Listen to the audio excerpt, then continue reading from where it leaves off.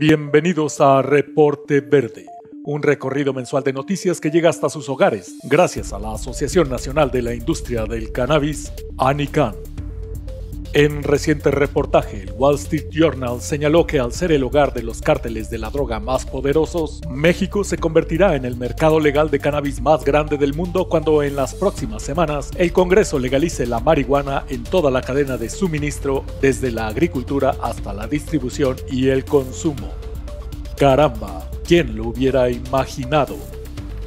Científicos canadienses de la Universidad de Lethbridge descubrieron que algunos extractos de cannabis podrían ayudar a reducir la cantidad de receptores celulares que usa el coronavirus para ingresar al cuerpo humano y trabajan ya en la creación de un enjuague bucal que podría bloquear la entrada del virus a la mucosa oral.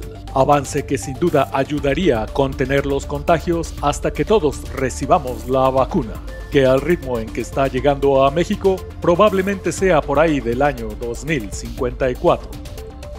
Las abejas adoran el cannabis, así es como lo escuchó. Científicos de la Universidad de Cornell en Estados Unidos descubrieron que aunque el cáñamo carece de néctar, produce gran cantidad de polen y no necesita pesticidas, por lo que proporciona los recursos nutricionales necesarios a los ya diezmados insectos durante periodos de escasez floral.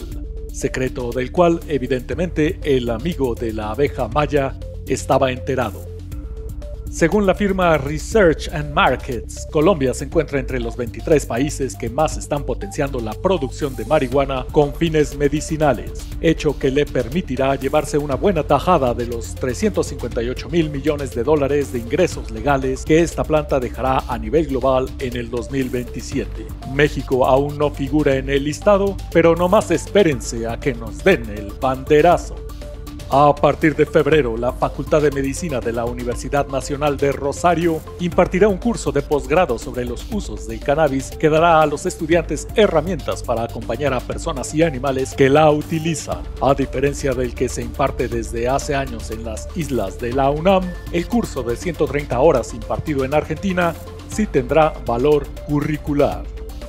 Llegamos así al final de este Reporte Verde. Si le gustó esta emisión, haga el favor de compartirla, deseándoles a nombre de la ANICAN que este 2021 les devuelva lo que el 2020 les robó. Se despide de ustedes su amigo Jay Morales. Nos vemos en la siguiente ocasión.